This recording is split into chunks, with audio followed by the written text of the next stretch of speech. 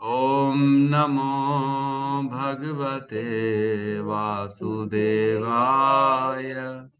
ॐ नमो भगवते वासुदेवाय। ॐ नमो भगवते वासुदेवाय। यस्वानुभावं किलं श्रुतिसारमेकम् आध्यात्मदीपम् अतितीर्षितां तमोऽन्धम् संसारिणां करुणया पुराणगुह्यम् तं व्याससूनम् उपयामि गुरुं मुनीनाम्। नारायणं नमस्कृत्य नरं चैव नरोत्तमं देवीं सरस्वतीं व्यासं ततो जयमुदीरये। श्रवणतां स्वकथः कृष्ण पुण्यश्रवण कीर्तिनः हृदयन्तस्थो हि अभद्राणि विदुनोति सुहृत् सतां नष्टप्रायेषु अभद्रेषु नित्यं भागवत सेवया भगवती उत्तम श्लोके भक्तिर्भवती नैष्टिकी। कृष्णाय वासुदेवाय देवकी नंदनाय च नंद गोप कुमाराय गोविंदाय नमो नमः। जय श्री कृष्ण चैतन्य प्रभु नित्यानंद श्री अद्वैत गदाधर श्रीवासादि गौर भक्ता वृंद। हरे कृष्णा कृष्णा कृष्णा हरे हरे, हरे राम राम राम हरे हरे। हरे कृष्णा कृष्णा कृष्णा हरे हरे, हरे राम राम राम हरे हरे। हरे कृष्णा कृष्णा कृष्णा हरे हरे, हरे राम राम राम हरे हरे। हरे कृष्णा। सभी भक्तों का स्वागत है प्रातःकालीन श्रीमद् भागवतम के सत्र में। और कल हमने श्लोक क्रमांक 12 तक किया था, है ना। तो हम छोटा सा रिवीजन कर लेते हैं। मेरे ख्याल से 10, 11, 12 3 श्लोक कल हमने किए थे। तो उसमें कहते हैं सूत गोस्वामी 10वें श्लोक में कहते हैं, श्री भगवान उस ब्रह्मास्त्र के तेज को विनष्ट करने में इस प्रकार संलग्न थे जिस प्रकार सूर्य ओस की एक बूंद को उड़ा देता है। वे बालक को दिखाई पड़े तो वह सोचने लगा कि वो कौन थे। सोचो, परीक्षित महाराज गर्भ में थे, उन्होंने भगवान का दर्शन किया और उनको स्मरण था कि ये कौन है। जब पैदा हुए तो ढूंढने लगे वो कौन था, वो कौन था। 11वें नंबर श्लोक में कहते हैं, इस प्रकार बालक के देखते देखते प्रत्येक जीव के परमात्मा तथा धर्म के पालक पूर्ण पुरुषोत्तम भगवान जो समस्त दिशाओं में व्याप्त हैं और काल तथा देश की सीमाओं से परे हैं, तुरंत अंतर ध्यान हो गए। अंतर ध्यान हो गए मीन्स केवल दृष्टि से चले गए, लेकिन हमेशा हर जगह भगवान तो रहते ही है ना। परीक्षित महाराज के हृदय में भी रहते हैं और हर कहीं रहते हैं भगवान, हर कण कण में रहते हैं भगवान। तो भगवान केवल उसकी दृष्टि से गोचर हो गए, लेकिन भगवान तो हर कहीं रहते हैं ना। चले नहीं गए भगवान, है ना। इसका मतलब ये नहीं हुआ कि चले गए भगवान, अब वहां पे भगवान नहीं है, ऐसा नहीं। भगवान हर स्थान में हर जगह रहते हैं, हर काल में रहते हैं। 3 बताया मैंने, समय, काल, काल, प्लेस और जो है हर जीव, हर जगह रहते हैं भगवान, हर समय रहते हैं, हर जीव में रहते हैं। ठीक है। उसके बाद 12वें नंबर श्लोक में कहते हैं, तत्पश्चात जब क्रमशः समस्त राशि तथा नक्षत्रों के शुभ लक्षण प्रकट हो आए, तब पांडु के उत्तराधिकारी ने जन्म लिया जो पराक्रम में उन्हीं के समान होगा, है ना। युधिष्ठिर के समान होगा, और किसी के समान नहीं, युधिष्ठिर के समान होगा पराक्रम में, धर्म में। तो अब आगे बढ़ते हैं, 13 नंबर श्लोक में प्रवेश करते हैं आज हम।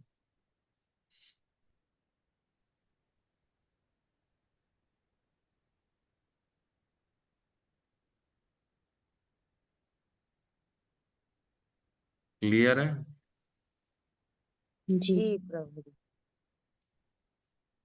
13 नंबर श्लोक। हाँ तो तस्य, हरि बोल, कुछ बोल रहे हैं।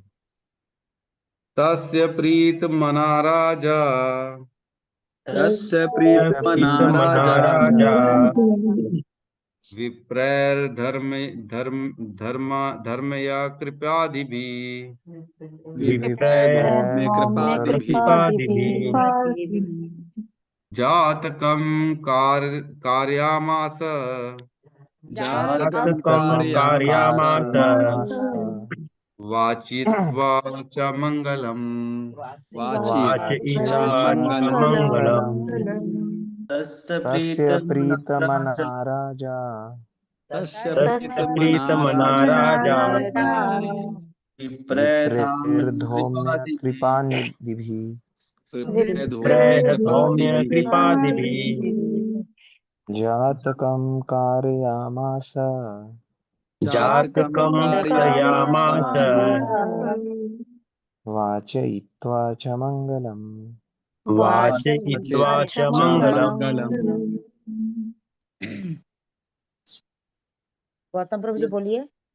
तस्य प्रीतमना राजा तस्य प्रीतमना राजा विप्रेधाम्य कृपादिभिः विप्रेर्धौम्य कृपादिभिः जातकं कारयामास जातकं कारयामास वाचयित्वा च मङ्गलम्। वाचयित्वा च मङ्गलम्।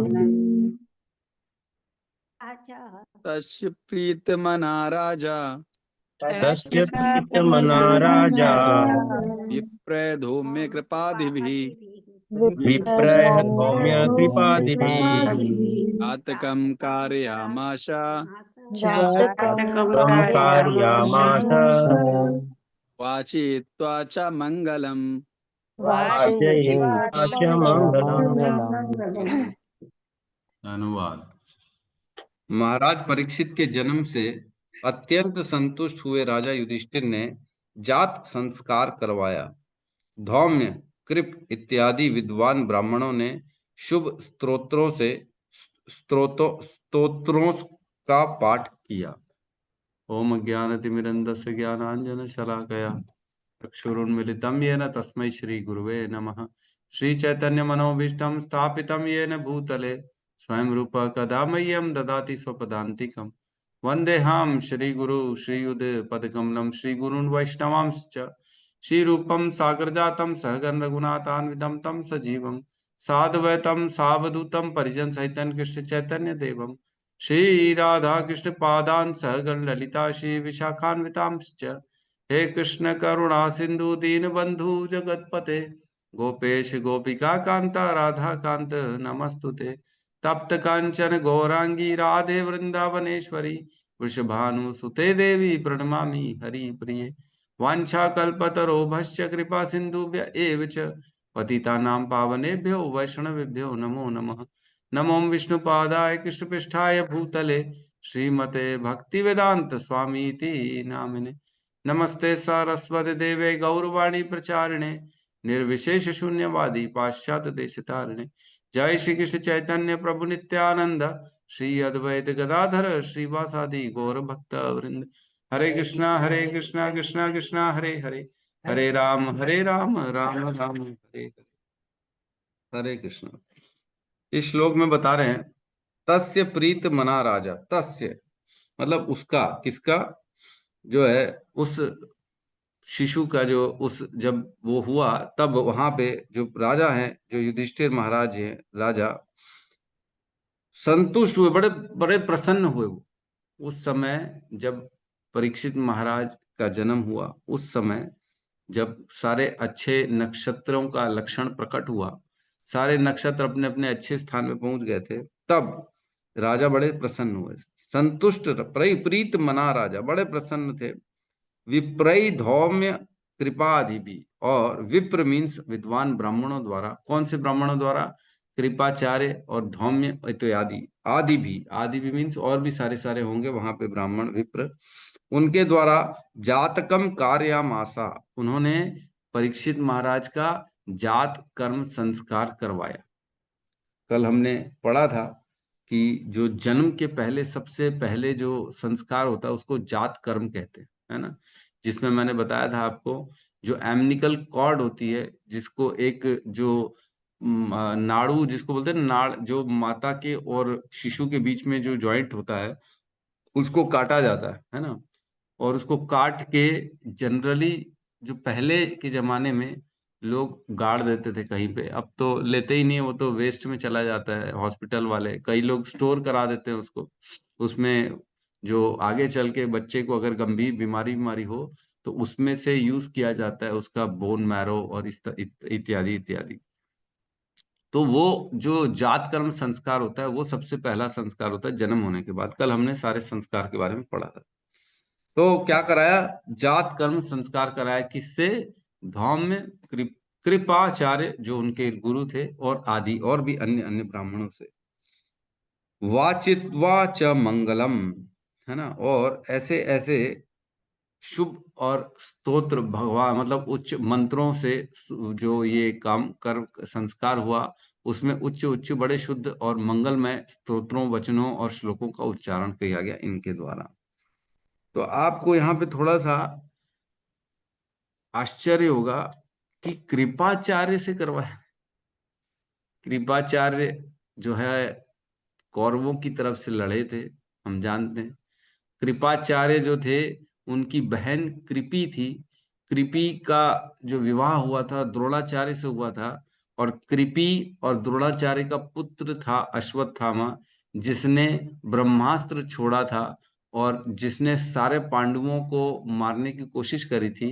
और वही अश्वत्थामा ने रात के अंधेरे में आके पांचों पुत्र, जो द्रौपदी के 5 पुत्र थे, उनका सर काट के लेके जा चुका था। वही अश्वत्थामा उसी के मामा हो गए है ना। बहन का लड़का मामा ही हो गया मामा उनके कृपाचार्य, उनको उनसे कराया परीक्षित महाराज का। देखो जात कर्म, मतलब आश्चर्य की बात है। इतना कैसे कोई माफ कर सकता है? युधिष्ठिर महाराज ने माफ कर दिया सब। तभी तो कहना अजात शत्रु कहते हैं। युधिष्ठिर महाराज का कोई शत्रु है ही नहीं। युधिष्ठिर महाराज ऐसे हैं जिसको जो कोई किसी को अपना शत्रु नहीं मानते हैं। तो यहाँ पे साक्षात ये समझ में आ रहा है कि राजा होते हुए अभी भी कृपाचार्य को वही सम्मान मिल रहा है, वही वही सारे जो है मतलब गुरु का पदवी प्राप्त हो रही है जो पहले होती थी। जबकि कृपाचार्य युद्ध किए थे, खुद स्वयं युद्ध किए थे, मारने की कोशिश किए थे सभी पांडवों को, और काफी सेना को मारा भी होगा उन्होंने। जब युद्ध में थे तो मारा भी होगा। तो ऐसे कृपाचार्य और धौम्य ऋषि से युधिष्ठिर महाराज ने जो है परीक्षित महाराज का जात कर्म संस्कार करवाया था। तो इसमें कह रहे हैं, हमने कल सारे संस्कार के बारे में चर्चा कर ली थी, इसलिए संस्कारों के बारे में चर्चा नहीं करें। इसमें लिखा है सभी संस्कार अर्थात शुद्धिकरण की विधियां मात्र औपचारिकताएं या सामाजिक उत्सव ही नहीं, अपितु ये अत्यंत व्यवहारिक है और धौम्य तथा कृप जैसे योग्य ब्राह्मणों द्वारा सफलतापूर्वक संपन्न कराए जाते हैं। तो संस्कार कराने से धीरे धीरे शुद्धि आती है, आध्यात्मिक उन्नति मिलती है उस जीवात्मा को जिसके सारे संस्कार होते हैं। एक श्लोक आता है, उसमें कहते हैं जन्म जायते शूद्रो, जन्म जायते शूद्रो संस्कारात् भवेत द्विजः, है ना। वेद पठेत भवेत विप्रः, ब्रह्म जानाति थी ब्राह्मण, है ना। जो जन्म जायते शूद्रो मतलब हर व्यक्ति जन्म के जब जब जन्म होता है वो शूद्र के रूप में उत्पन्न होता है। जब उसके संस्कार होते हैं, संस्कारात् भवेत विप्रः, तब जाके वो विप्र बनता है ना। शूद्र से ऊपर उठता है, वो विप्र तक पहुंचता है। और जब वेद पठेत भवेत, नहीं सॉरी मैंने गलत बोल दिया, संस्कारात् भवेत द्विजः, द्विज बनता है, द्विज, है ना। और वेद पठेत भवेत विप्र, जब वेद पढ़ता है तब विप्र बनता है। संस्कार होते हैं तब द्विज बनता है, मतलब अब शूद्र नहीं रहा, वो शूद्र से ऊपर उठ गया। द्विज मीन्स अब दूसरी कैटेगरी में पहुंच गया है, द्विज बन चुका है, अब शूद्र नहीं बचा है वो। अब द्विज मीन्स जो भी होगा, वैश्य होगा, क्षत्रिय होगा, ब्राह्मण, जो बनना होगा, अब उस रास्ते पे बढ़ चुका है, अब शूद्र नहीं है। और वेद पठेत भवेत विप्र, वेद पढ़ेगा तो विप्र कहलाएगा। विप्र यहाँ पे लिखा ही है ना, हमने पढ़ा विप्र ब्राह्मणों द्वारा, है ना। यहाँ पे लिखा ना विप्रौ, विप्रई धौम्य कृपादिवि। विप्रई मीन्स जो विप्र मीन्स जो सारे वेदों को, शास्त्रों को अच्छे से जानते हैं, उनको विप्र कहा जाता है, विप्र। तो यहाँ पे विप्र बनेगा जब वेद पठेत भवेत विप्र, और ब्रह्म जानाति इति ब्राह्मण, जो ब्रह्म को जानता है वही ब्राह्मण है। न कि शर्मा, न कि श्रीवास्तव, न कि मिश्रा। हमारे बीच में भी कोई है, मिश्रा भी है, श्रीवास्तव भी है और भी हो गए। तो मैं आप लोगों को, मतलब आप लोगों के लिए खास नहीं है, बट ये एक जनरल टिप्पणी है कि केवल ऐसे जो ऐसे परिवार में उत्पन्न होना केवल मात्र ये लक्षण नहीं है कि हम ब्राह्मण हैं। ब्राह्मण, आज के जो ब्राह्मण है वो केवल अपने आप को सोचते हैं हम शर्मा हैं, हम मिश्रा हैं, हम उपाध्याय हैं, तो हम ब्राह्मण बन गए। जात से ब्राह्मण नहीं होता, कर्म से ब्राह्मण होता है। जो कर्म ब्राह्मणों के करता है, जो ब्रह्म जानाति इति ब्राह्मण, जो ब्रह्म को जानता है या कम से कम ब्रह्म जानने के पथ पे आगे बढ़ तो चुका है, कम से कम प्रोसेस में तो है, ये तो करो।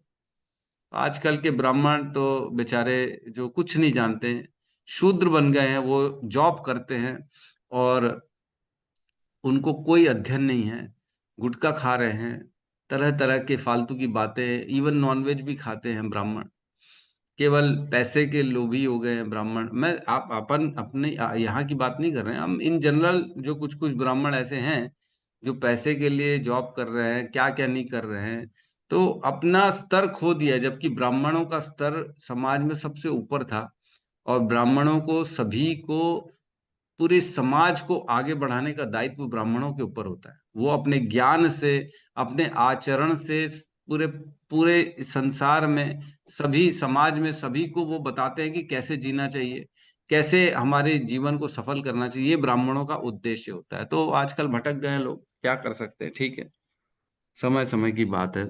और इसमें कह रहे हैं कृपाचार्य महाराज परीक्षित के पिता अभिमन्यु को मारने में सहायक बने, किंतु द्रोणाचार्य के ही समान महान ब्राह्मण होने के कारण वे भी पांडव कुल द्वारा सम्मानित थे। तो महान थे एक्चुअल में कृपाचार्य, छोटे मोटे व्यक्ति नहीं थे, महान थे, इसलिए उनको युधिष्ठिर महाराज ने अपने राज्यसभा में जगह दी थी। ठीक है, तो इनके द्वारा इनका जात कर्म संस्कार करा। हम अगले श्लोक में बढ़ते हैं।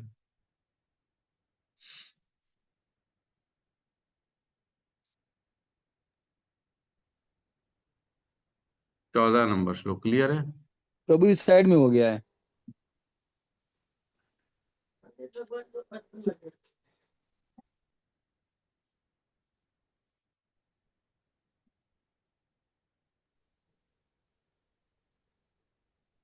अभी क्लियर है? जी प्रभु जी।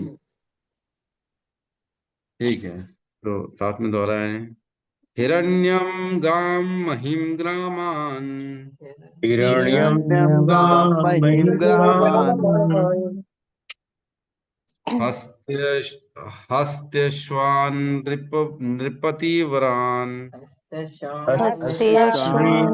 पतिवरान् प्रादात् स्वन्नम च विप्रेभ्यः प्रादास्वन्नं च विप्रेभ्यः विप्रेभ्यः प्रजातीर्थे सतीर्थ वितः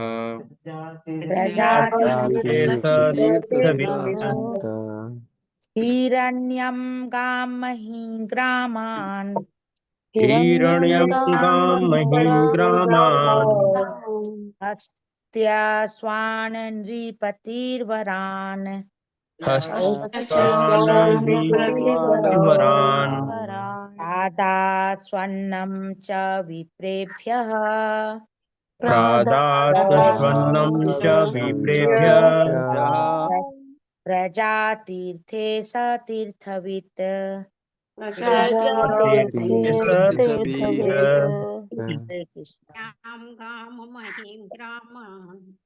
हिरण्यं गां महिं ग्रामान्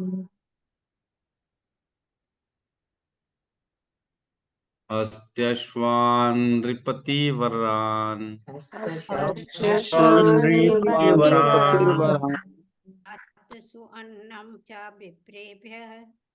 प्रादास्वन्नं च विप्रेभ्यः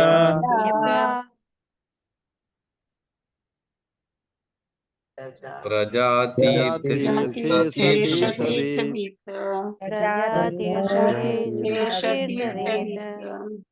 हिरण्यं गां महिं ग्रामान् हिरण्यं गां महिं ग्रामान् हस्तस्यान्नृपतिर्वरान् हस्तस्यान्नृपतिर्वरान् प्रादात् स्वन्नं च विप्रेभ्यः प्रादात्स्नं च च विप्रेभ्यः विप्रेभ्यः प्रजातीर्थेश तीर्थवित् जातिर्षतीर्थवित् अनुवाद।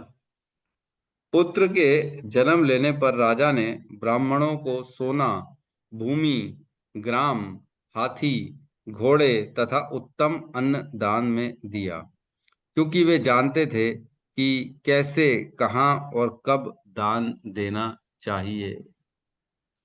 अब यहाँ पे कह रहे हैं युधिष्ठिर महाराज ने दान दिया जब परीक्षित महाराज का जन्म हुआ।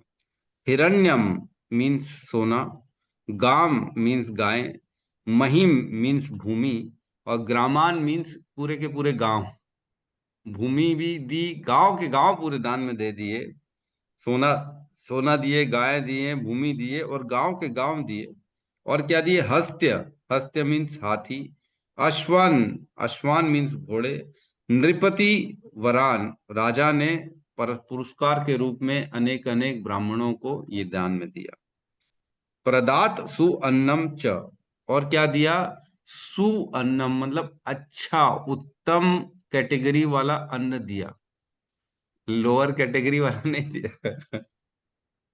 हम लोग क्या करते हैं, अरे दान देना ना तो थोड़ा देख लो, देना है प्रभु जी तो वो वाला देना जो थोड़ा हल्का हो। ऐसी होता है, कभी अन्न देना रहता है, चावल दाल गेहूं, तो हम लोग यार वही देना तो है यार, मंदिर में देना है, भंडारे में देना है, हल्का वाला दे दो ना, क्या फर्क पड़ना है। तो खास देखो ये बताया कि हल्का नहीं चलता है, दान में देने वाला हल्का हल्का चीज को नहीं देना दान में, हमको उत्तम उत्तम अन्न प्रदान। तो उत्तम अन्न दिया उन्होंने, किसने? परीक्षित महाराज ने। च विप्रेभ्य, ब्राह्मणों को दिया। प्रजा तीर्थे स तीर्थविद, प्रजा तीर्थ मीन्स पुत्र के जन्मदिन पर दान देते समय, स तीर्थविद मतलब वो जानते हैं उस समय, मतलब इसके में कहने के कि उस समय ये युधिष्ठिर जी जानते थे कि उस समय सबसे श्रेष्ठ कार्य क्या है, वो किया उन्होंने। मतलब जब पुत्र का जन्म हुआ उस समय क्या करना चाहिए व्यक्ति को, इसका ज्ञान था युधिष्ठिर महाराज को, इसलिए उन्होंने ये दान देने का कार्य किया। तो हम जानते हैं, एक श्लोक पढ़ते हैं, तस्मात् शास्त्रम प्रमाणम ते कार्य कार्य व्यवस्थितो, है ना, ज्ञात्वा शास्त्र विधान उत्तम कर्म कर्तुम इहि अर्हसि, 16-24 मेरे ख्याल से, है ना। उसमें कहते हैं तस्मात् शास्त्रम प्रमाणम थे, शास्त्र के प्रमाण क्या है ये जानो, है ना, जानो, इसको समझो। कार्य अकार्य व्यवस्थित हो, क्या करने लायक है और क्या करने लायक नहीं है, इसका ज्ञान शास्त्रों के माध्यम से लेना चाहिए। और क्या कह रहे हैं? ज्ञात्वा शास्त्र विधान उत्तम, जब ये जान जाओगे कि शास्त्रों में क्या लिखा गया है, उसके हिसाब से कर्म कर्म यह अर्हसि, फिर कर्म अपने करो, क्या करने हैं क्या नहीं करने हैं, इसका ज्ञान शास्त्रों से लो। पहले शास्त्रों को पढ़ो, उसमें क्या कर्तव्य है क्या अकर्तव्य है, क्या करने लायक है क्या नहीं करने लायक है, उसका ज्ञान लो। उसके जानने के बाद अपने कर्मों को अकॉर्डिंगली उस ज्ञान के अनुसार करो, ये कहा गया है शास्त्र में, है ना। भगवत गीता का श्लोक है 16-24। तो यहाँ पे कह रहे युधिष्ठिर महाराज को मालूम था कि ऐसे समय में क्या करना चाहिए, इसलिए उन्होंने ये दान देने का कार्य किया। दान देने का कार्य, तो यहाँ पे दान की विधि के बारे में डिटेल में चर्चा हुई है। दान की विधि के बारे में हमने भगवत गीता के 17 अध्याय के 20, 21, 22 3 श्लोकों में पढ़ा है कि दान कौन कौन से होते हैं। तो सतोगुणी दान, रजोगुणी दान, तमोगुणी दान के बारे में हमने चर्चा करी, तो थोड़ा सा एक बार पढ़ लेते हैं। 17.20 में कहते हैं दातव्यम इति यत् दानम दीयते अनुकारिणे देशे काले च पात्रे च तद दानम सात्विकम स्मृतम, है ना। कौन सा दान सात्विक दान कहलाता है? जो दान कर्तव्य समझकर किसी प्रत्युपकार की आशा के बिना समुचित काल तथा स्थान में और योग्य व्यक्ति को दिया जाता है, वह सात्विक माना जाता है। योग्य व्यक्ति को दान दिया गया है तो सात्विक माना जाएगा। तो योग्य कौन होता है दान लेने का? रोड में खड़े, जैसे कार में जा रहे हैं, सिग्नल में आ जाते बेचारे छोटे छोटे बच्चे मांगने पैसा दे दो, दान दे दो, तो वो पैसा दान है क्या? वो सात्विक दान नहीं है, वो दान सात्विक नहीं है। कोई बैठे हुए गरीब लोग साइड रोड में, है ना, उनको कंबल बांट रहे हैं और वो वहां पे अपना गुटखा खा रहे हैं, है ना, गुटखा खा रहे हैं और कंबल ले रहे हैं, तो वो दान सात्विक है क्या? नहीं। योग्य व्यक्ति मीन्स ऐसे व्यक्ति जो अपने जीवन को भगवान के भरोसे छोड़ दिया है, जिसने भगवान के भरोसे सब कुछ छोड़ दिया, भगवान के बस आशा में है, भगवान के नाम जप में है, भगवान के प्रति समर्पित है, ऐसा व्यक्ति योग्य व्यक्ति है। और अयोग्य कौन है? जो उस दान का मिसयूज करे, जो अपने जीवन को गलत रास्ते पे लेके जाए, जिसको सही गलत का फैसला नहीं मालूम है, वह अयोग्य व्यक्ति होता है। तो ऐसे व्यक्ति को दान देना मतलब हम जो है तमोगुणी दान दे रहे हैं, है ना। आगे और पढ़ेंगे, सतोगुणी, रजोगुणी, तमोगुणी, तीनों में भेद क्या है। इसमें कह रहे हैं कर्तव्य समझ के देना चाहिए।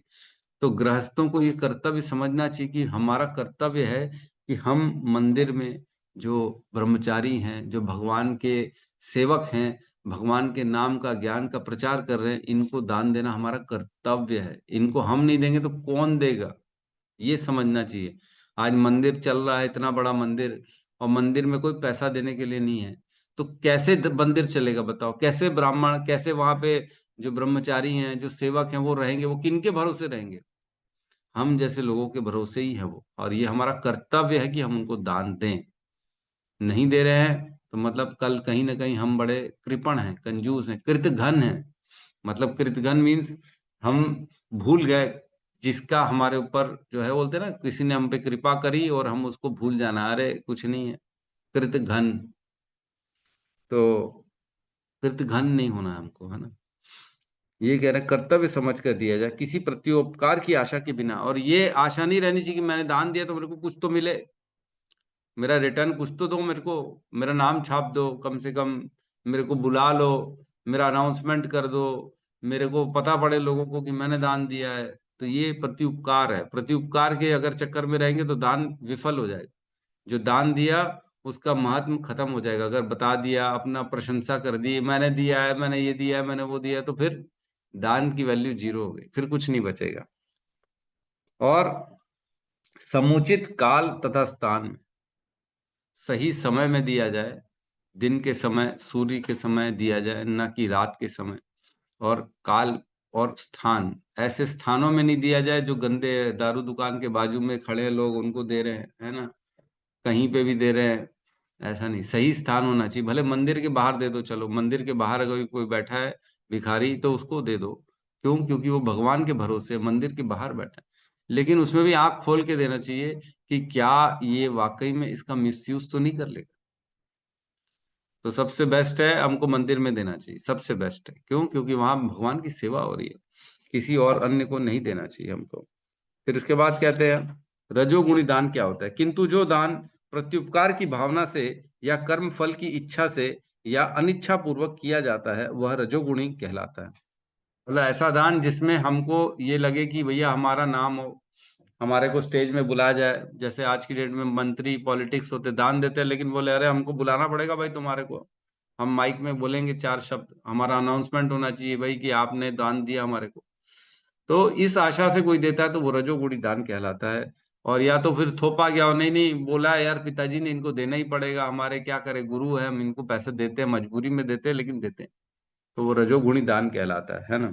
तो ये सारे दान जिसमें इच्छा ना हो या किसी फल की इच्छा से देना, जिसमें हमारा काम सिद्ध हो। मैं दान दे रहा हूँ तो मेरा काम सिद्ध हो जाएगा यार, मेरे को अकाउंट में मेरा टेंडर पास हो जाएगा, इसलिए मैं दान दे रहा हूँ, तो ये दान रजोगुणी दान। फिर कह रहे हैं तमोगुणी दान कौन सा है। तथा जो दान किसी अपवित्र स्थान में अनुचित समय में किसी अयोग्य व्यक्ति को या बिना समुचित ध्यान तथा आदर के दिया जाता है वह तामसिक कहलाता है। अगर बिना सम्मान या आदर के उचित व्यक्ति को भी दान दिया जाएगा तो वो कौन सा दान हो जाएगा? तमोगुणी दान। बिना आदर के अगर हम मंदिर में भी दे रहे हैं, बिना आदर के किसी ब्राह्मण साधु को भी दे रहे हैं, बिना उनको समुचित ध्यान नहीं दे रहे हैं, हम अपना ध्यान तो दूसरी जगह लगाया है और चलो लो लो लो खत्म करो, निकलो बस यहाँ से लो, सही सही आदमी को दे रहे हैं लेकिन बिना ध्यान के दे रहे हैं, बिना सम्मान के दे रहे हैं, तो वो तमोगुणी दान कहलाता है। तो ऐसे दान से बचना चाहिए जो गलत अयोग्य व्यक्ति को दिया गया हो और बिना कोई स्थान काल पात्र के हमने दे दिया, कहीं पे भी दे दिया, किसी को भी दे दिया, किसी भी समय दे दिया, ये नहीं चलता दान में।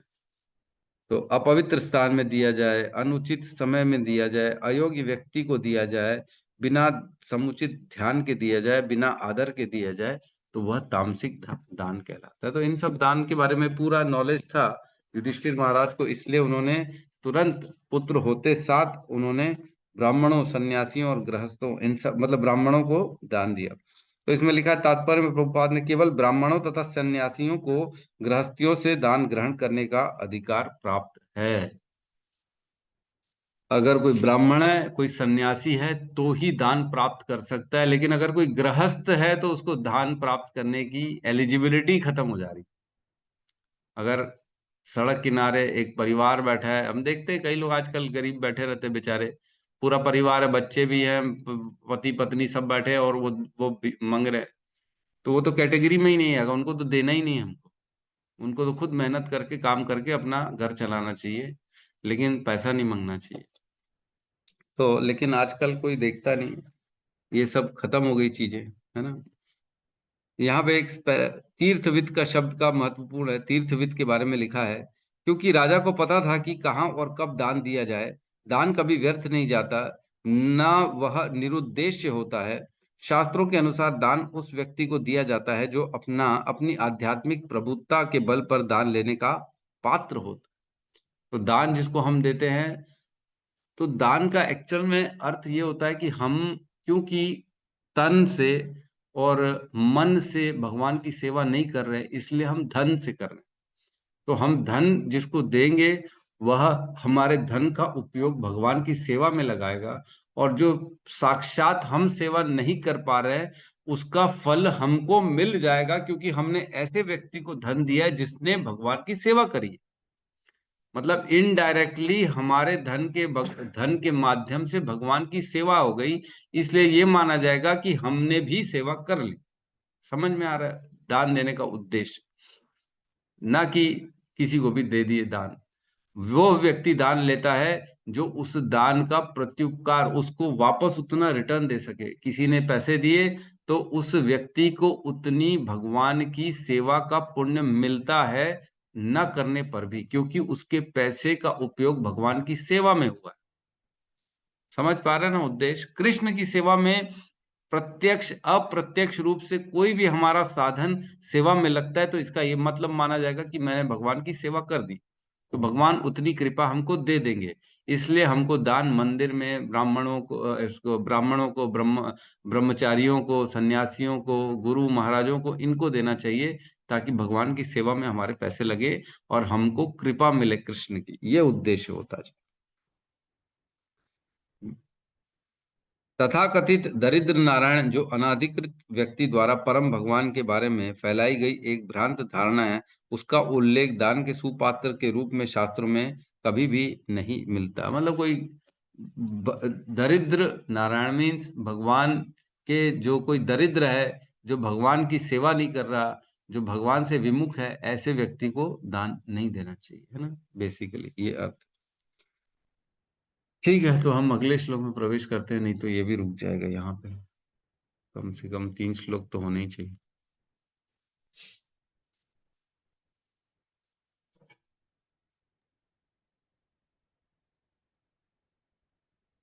15 नंबर श्लोक लेते हैं। तमूर्चुर्ब्रह्मणास्तुष्टा तमुचुः ब्राह्मणास्तुष्टा राजानं प्रयस्यान्वितम् राजानं प्रत्यान्वितम् तम् एष हि अस्मिन् प्रजातन्तौ एष हि अस्मिन् प्रजातन्तौ पुरूणां पौरवर्षभः पौरवर्षभः वर्षम तमूचुर ब्रह्मणा तुष्ट राजा तमूचुः ब्राह्मणा तुष्टा राजा राजानां प्रस्यान्वितम् राजानं प्रत्रयान्वितम् एष हि अस्मिन् प्रजातन्तो एष हि अस्मिन् प्रजातन्तौ पुरूणां पौरवर्षम् पुरूणां पौरवर्षभः सॉरी प्रभु जी हरे कृष्ण हरे कृष्ण। कोई बात तमूचुर्ब्रह्मणा सृष्टा तमूच ब्रह्मणा ब्रह्मणा तुष्टा राजानां प्रश्रयान्वितम् राजानं प्रत्रयान्वितम् एषः अस्मिन् प्रजातन्तौ एष अस्मिन् प्रजातन्तौ पुरूणां पौरवर्षभः वर्षभः तमूच ब्रह्मणा तुष्टा तमूचुः ब्राह्मणा तुष्टा राजानां प्रस्यान्वितम् राजानं प्रत्रयान्वितम् एषियास्मिन् प्रजातन्तो अस्मिन् प्रजातन्तौ पुरूणां पौरवर्षभः अनुवाद। राजा के दान से अत्यधिक संतुष्ट विद्वान ब्राह्मणों ने राजा को पूर्वों में प्रधान कहकर संबोधित किया और बताया कि उनका पुत्र निश्चय ही पूर्वों की परंपरा में है। तो अब यहाँ पे बता रहे हैं कि युधिष्ठिर महाराज जब उन्होंने जात कर्म संस्कार कराया और ब्राह्मणों को दान दिया, तो ब्राह्मणों ने आशीर्वाद के रूप में बताया युधिष्ठिर महाराज को, क्या बताया कि आपका जो ये पुत्र है, अब उनका पुत्र है क्या ये? उनका पुत्र तो नहीं है, ये तो अभिमन्यु का पुत्र है। अभिमन्यु मीन्स अर्जुन के पुत्र, और उनका पुत्र है परीक्षित। लेकिन फिर भी युधिष्ठिर महाराज अपने पुत्र के रूप में सारा कार्य उससे करवा रहे। राजा है और वो अपने पौत्र को, अपने भाई के पौत्र हो गया, बेसिकली अर्जुन का पौत्र हो गया, तो भी वो युधिष्ठिर महाराज के पुत्र के रूप में ही बताया जा रहा है यहाँ पे। और युधिष्ठिर महाराज को आश्वासन दिया जा रहा है कि आपका जो कुल है, पुरु, जो भगवान, जो ये पांडवों का कुल है, कौरव जिनको कुरु भी कहा जाता है, और उनके पूर्वज में पुरु भी है, तो पुरु वंश जो है उसी के हिसाब से इतना धर्मात्मा बनेगा कि आपके नाम को आगे बढ़ाएगा, इस वंश की परंपरा को आगे कार्य अपना संपन्न करेगा वो। तो युधिष्ठिर महाराज को बेसिकली टेंशन था, क्योंकि कोई और उनके राज्य में बचा नहीं था उत्तराधिकारी, केवल परीक्षित ही था और कोई उत्तराधिकारी नहीं था। और उनको डर था कि शासन धर्म के अनुसार चलाने योग्य कोई व्यक्ति है कि नहीं, क्योंकि धर्म के हिसाब से पूरा राज्य चलना चाहिए, तो ऐसा राजा होना चाहिए जो धर्मात्मा हो। तो इस बात का टेंशन था युधिष्ठिर महाराज को, इसलिए ये सारा कार्य किया, उन्होंने दान दिया ताकि ब्राह्मणों का आशीर्वाद मिले, और किसी भी आशीर्वाद से क्या पता इसकी बुद्धि सही चले। तो परीक्षित महाराज के कह रहे हैं सारे ब्राह्मण की, नहीं नहीं आप टेंशन मत लो, ये पूर्वों के प्रधान जो है, आपको उनको संबोधित किया कि हे पूर्वों में प्रधान आप युधिष्ठिर महाराज, क्योंकि पूर्व परंपरा में है, वो आप ही के जैसे होगा, निश्चय ही पूर्वों की परंपरा में है, तो कहीं पे भी गलत काम नहीं करेगा, और वो जैसा आप चाह रहे आचरण वैसा ही फॉलो करेगा। कौन? परीक्षित महाराज। इस प्रकार का आशीर्वाद दिया उन्होंने सारे ब्राह्मणों ने। ठीक है, तो यहाँ पे हम आज की क्लास को क्लोज करते हैं। किसी का कोई प्रश्न है तो हम ले सकते हैं।